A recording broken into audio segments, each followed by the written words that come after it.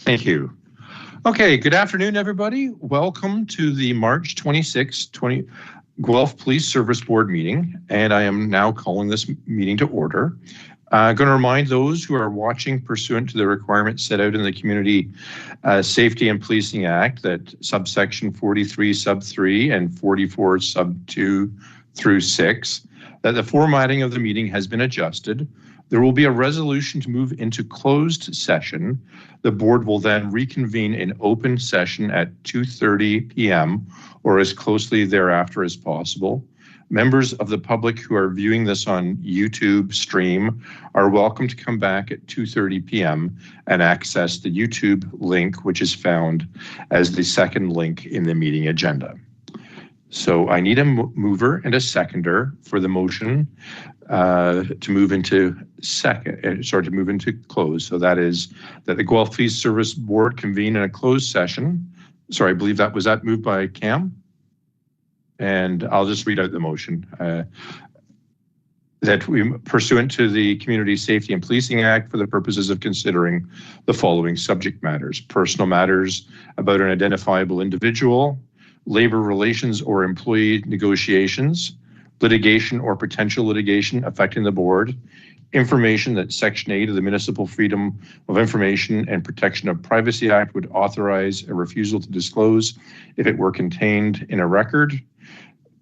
And so I've got a move by, I believe it was Cam. I caught you out of the corner of my eye. Am I correct?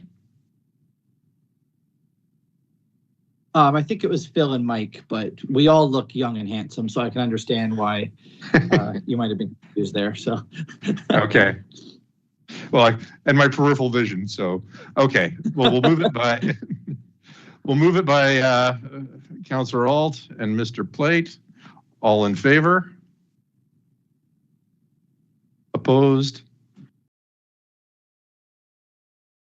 Motion to reconvene the Guelph Police Service Board meeting in open session. Moved by Councillor Alt, seconded by Mr. Plate. All in favor? Opposed? Carried. Now I'm going to give the territorial acknowledgement. As we gather, let us take time to reflect on our privilege to live and work in Guelph, a city built over rich Indigenous histories. We are guests here, and we should reflect upon the responsibility to care for this land, the people who live here today, and the generations to come. If our actions today can move us toward reconciliation, we should take pause and make those decisions with intention and gratitude. This place we call Guelph has served as the traditional lands and a place of refuge for many peoples over time, but more specifically, the Attawandaronk and the Haudenosaunee. This land is held as the treaty lands and territory with the Mississaugas of the Credit First Nation.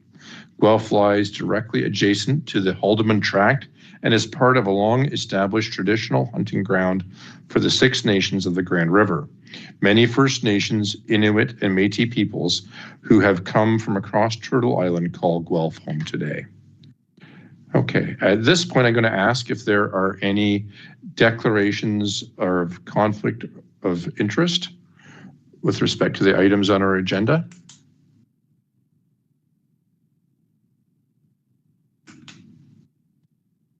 Councillor Alt, I believe.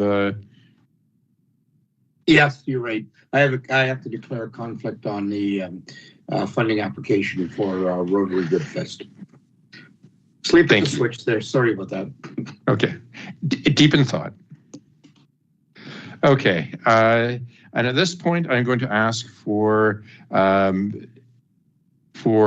closed session resolutions. I believe Vice Chairman Sharma you're going to move some motions there. Yes, thank you, Mr. Chair. We're going to do all three funding requests together, if that's okay, or do we have to do it separately? I think we can do them all together. Okay, fantastic. So three motions rolled into one here. Efficiency at its greatest. Here we go. So that the Guelph Police Service Board support the 2026 Guelph and District Multicultural Festival in the amount of $2,500. With funds to be paid from the community account. That would be 2,000. Sorry, that's Oh, my fault. 2,000. $2,000. My apologies, 2,000. Thank you for that, Leslie. That the Guelph Police Service Board support the Rotary Club of Guelph Trillium 2026 Ribfest in the amount of $5,000 with funds to be paid from the community account. And that the Guelph Police Service Board support the Guelph Neighborhood Support Coalition summer camps in the amount of $5,000 with funds to be paid from the community trust account. Okay. Seconded. Thank you, Mr. Plate. All in favor? Opposed? I declare that those items carried. Next item is the consent agenda. Items on the consent agenda can be moved in one motion. However, prior to being voted on, any member of the board may request that one or more items be removed from the consent agenda and moved to the discussion agenda. So can I have a mover and a seconder from the consent agenda? Moved by Councillor Alt. Seconder, Mr. Sharma. Are people happy to maintain all the items there? Okay. Then I'm going to call the vote. All in favor of the consent agenda? Opposed? Carried. Next item, I'm going to call on Chief Kobe for the Chief's monthly update.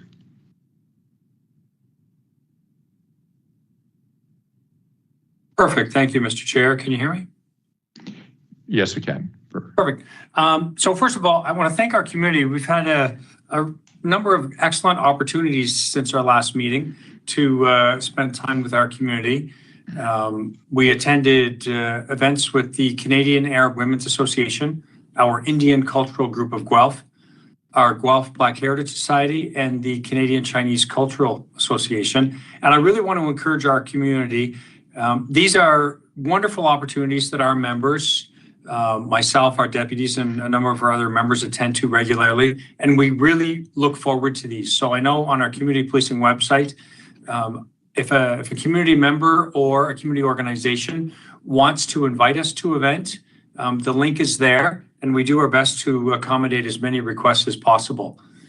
We also have our Citizens Police Academy just started March 12th, and once again, we have 50 participants of our city who spend several weeks over a couple of months learning about different aspects of our service and, most importantly, getting to meet our members. So we run those several times a year, and I wanted to extend the invite to anyone who may not have gotten a chance to book this time, because it was sold out this time, or sorry, booked, to please look ahead in the future.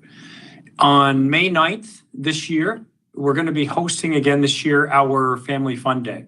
So for both our board and our citizens, that's an event where we host at our GPS headquarters, and often get to spend time with several hundred of our community members. They get to learn a little bit about the service we provide and meet the members who provide those services.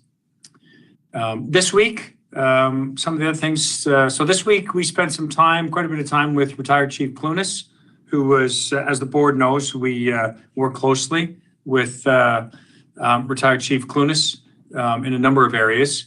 And so both internally and with the community, we got to learn from Devon, and he spoke at our conference that we hosted yesterday with 200 participants and over 25 organizations. And I see Mel's on the screen. So I wanted to give Mel an opportunity to share what we did, our conference yesterday, from silos to solutions. We've talked a lot about the importance of supporting victims and survivors of human trafficking and intimate partner violence. That has and will continue to be a very important focus of our members in our community. And I want to give Mel a chance to highlight what was achieved at a very successful event yesterday. Mel? Perfect. Thank you, Chief, and thank you, Board. Once again, yeah, it was an amazing event. It worked, was very successful. So from silos to solutions, a collective response to human trafficking. So the conference just was made possible through funding from the Ministry of the Solicitor General through a victim support grant. So the Guelph Police, Women in Crisis, and Victim Services came together to bring a full-day collaborative conference to our community. It was designed to bring together community organizations, service providers, and partners. And like the chief had mentioned, it had brought over 25 agencies that support or have the potential to support survivors of human trafficking together. The event was focused on breaking down silos, thus the name, and promoting a unified, trauma-informed, and survivor-centered approach to supporting survivors. So we had 3 keynote speakers with 2 virtual guest appearances from the Solicitor General, Michael Kersner, and our MP, Dominique O'Rourke. So they gave about a 10-minute speech each, which was great. We then had our 3 keynotes. So just to give you an overview of who they were, we had our survivor, Jasmine De Silva. She's a survivor that turned her own story into and experiences into a fulfilling career as a human trafficking expert, advocate, and community leader. She is deeply involved in systems level change and leads collaborative initiatives to better support survivors and hold offenders accountable. She's also the current executive director of Safe Hope Home. And this just literally touches her CV just briefly. She has so much that she has offered many communities. And it's Jasmine Defina. I pronounced that wrong, my bad. We just had Susan Orlando. So Susan has been the provincial coordinator of the Ontario Human Trafficking Prosecution Team since it was formed in January of 2017. She leads a team of 18 specialized Crown prosecutors from across the province that are dedicated to human trafficking prosecutions. And with her, who presented with her was Melissa Hearn, who works with the Victim Witness Assistant Program, which is a program that helps victims from start to finish through the court system. But she works specifically, as does Susan, with human trafficking victims. So they presented together. And that was really powerful because I would say the majority of the audience did not know that there is that specialized team that focuses just on the human trafficking prosecutions. And then, as the chief mentioned, we had Mr. Devon Clunas, retired police chief. So he works across Canada and the United States, supporting police services in addressing the evolving needs of community safety and well-being. He speaks widely on leadership, organizational development, and unity in diversity. He brought a very valuable and powerful piece to this conference that emphasized the importance of collaboration and to never underestimate the impact that you may have had on one individual. He fully engaged the audience, emphasizing moving forward together. He describes himself as an agent of social change, which was clearly reflected in his presentation. We also invited our community partners to host information tables throughout the room to support like a lunch and learn experience, which created a lot of networking and conversations throughout the day. We had 12 partners take advantage of that opportunity.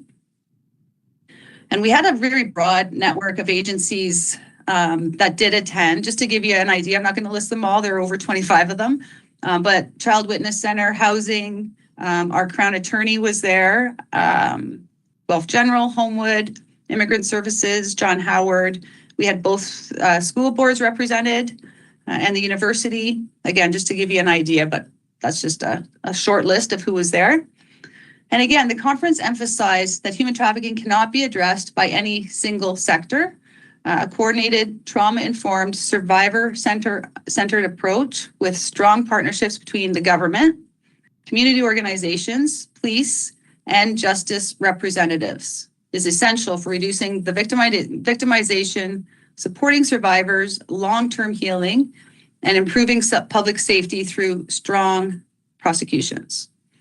All of the feedback that I received, and I think I can speak to the chief, I know Victim Services as well, was excellent. So many of the attendees saying it was the best conference that they have ever attended, and a lot of attendees attend a lot of conferences. I think it was the combination of the survivor educating the audience while incorporating her own lived experiences, the Crown Attorney explaining what has changed with respect to the prosecution of these cases since 2017. And as I mentioned, most were not aware of that. And of course, with Devon Clunas bringing it all together, emphasizing that we need to move forward together as a community and really understand the impact that we are having, which is what made the conference a huge success. I did receive an email earlier today from the manager of the Children's Health Services through Public Health, and I'll just read it. Thank you for organizing such a successful event yesterday. My team appreciated the opportunity to learn from the engaging speakers, and the conference sparked some helpful ideas around collaboration and strengthening supports for survivors of human trafficking in our program. So that's just the day after. So I look at that as a pretty big success. It was a lot of fun, and hopefully we can do it again. Okay. And I also want to follow up. So we've talked a lot. Yesterday wouldn't have happened if it wasn't for the support we received from the Solicitor General. So we were able to host our community and bring them together. We've received approximately $400,000 in funding in grants from the Solicitor General's office to support this work. So we're really grateful for that. I really want to highlight the frontline work, not just that our members do, like our human trafficking, intimate partner violent team, our frontline members, but every frontline worker who was in that room yesterday. Because I think really it's to bring everyone together and share that collective experience. And finally, Mr. Chair, I know Mel and Jacqueline are too modest, but yesterday would not have happened without all of their work organizing an event for 200 plus people. So thanks, Jackie and Mel, really, really appreciate it.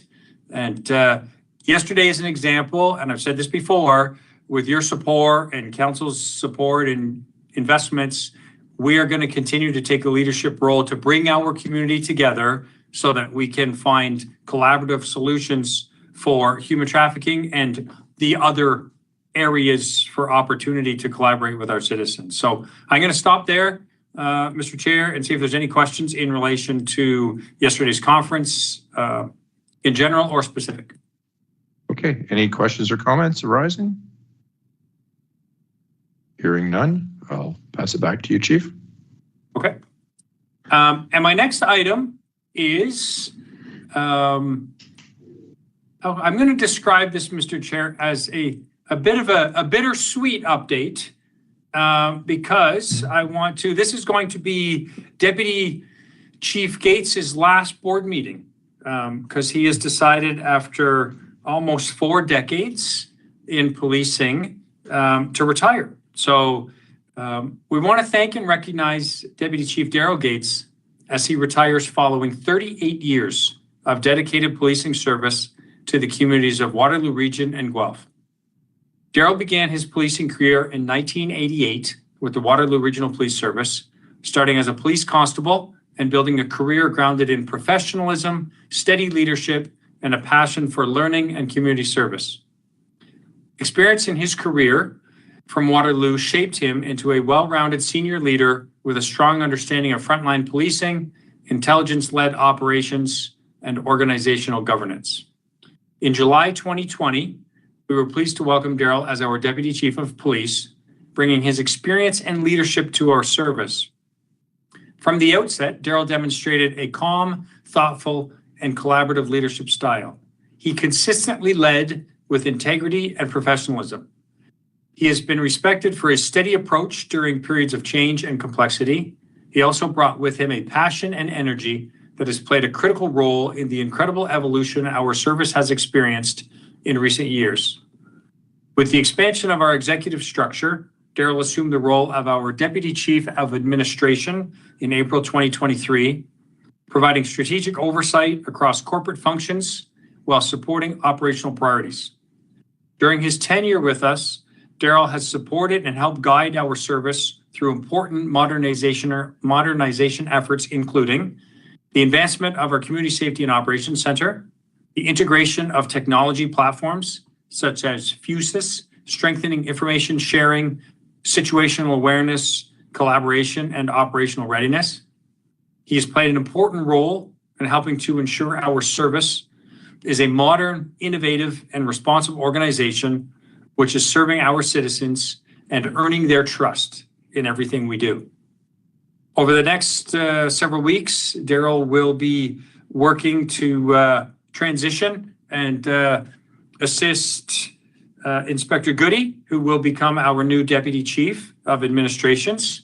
And Daryl's last day of service will be May 1st, 2026, and his leadership and contributions will have a strong and lasting impact on our service. On behalf of our members, Daryl, I want to sincerely thank you for your decades of service and wish you, Kelly, and your family the very best as you start your next chapter. It has sincerely been a pleasure and a privilege, my friend. We will miss you, but know that you look forward to the next chapter. So thanks so much, Daryl. Thank you. Thank you for the kind words. Deputy Gates, I'd just like to say that it's been a pleasure to work with you and to see the smile on your face and the cheer and enthusiasm that you've brought to everything you do and the integrity, and to know that you really have had a very just the way you've approached things has been very smart and innovative in the way that when you talk to other police service boards around the province, and to hear that the arrangements that you've made with people like Axiom and how you've structured those contracts for the benefit of Guelph to get us access to the best technology on very favorable terms by creating a strategic partnership. You have been a great public servant to the citizens of Guelph and a pleasure to work with. So we wish you all the best and hope that you have a long and very happy retirement. Well, thank you very much for the kind words. I'm actually very humbled. I will say I want to thank the board. 6 years ago, I say you took a chance on me because I was a bit of an unknown to the Guelph community. But so thank you for embracing that. And I'm very grateful for that opportunity. And it finished at the final 6 years of my career, which has been, I've been very blessed throughout my career. The community of Guelph has been phenomenal. It's a very cohesive community. I like the neighborhood associations that are here. This police service does exceptionally well integrating with those agencies, and that has fostered what I call a safer community here. The senior leadership team in this service is exceptional, and I do mean that, including the man that's replacing me, Inspector Andrew Goody. Had the confidence in that he'll be stepping into this role, and then things will continue on a positive path. The engagement that he has with the community is actually staggering. It's commendable. The chief, of course, Gord, thank you for all your time and mentoring. Collaboratively, we've done a lot together. I look back when we first met, when I first got here. I believe our community was the 19th safest out of 35 central metropolitan areas in the country.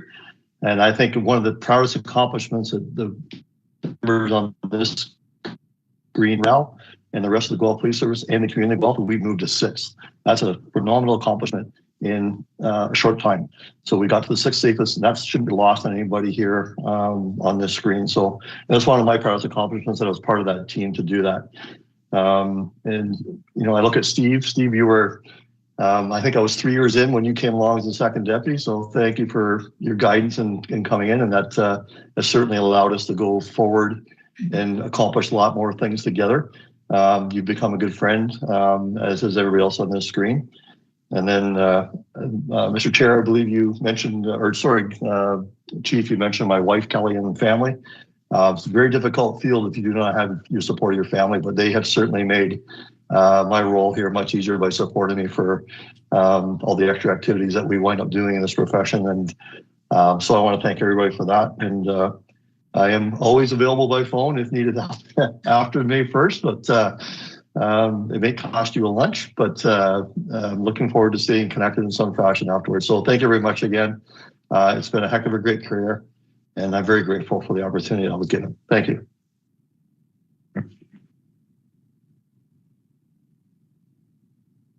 Mr. Sharma? Thank you, Mr. Chair. Deputy Gates, thank you for all your hard work and service. Your enthusiasm, I think, is so appreciated, and it's really needed in such a difficult job. And I think your enthusiasm, your positive spirit, it just rubs off not only on the board, but I think your colleagues as well. And so I think that just want to thank you for that, for always showing up with an amazing attitude and just the enthusiasm. I've never seen someone get so happy when they win a grant. Thanks for that. And again, we'll miss you, but I'm sure we'll still be in touch. Thank you for your kind words. And grants are very good for our police service. And there's another one in the hopper that we're waiting to hear back on. But thank you. All right. And barring any questions, Mr. Chair, that's all I got. Okay. Any other questions or comments from anybody? Next item is new business. Is there any new business? Hearing none, I'll just advise you that our next meeting is scheduled for May 21st, 2026 at 1 p.m. via Teams and live streamed on YouTube. At this point, I request a motion for adjournment. Moved by Councillor Alt, seconded by Mr. Sharma. All in favor? I'm in favor. Opposed? I declare that carried. Thank you, everybody.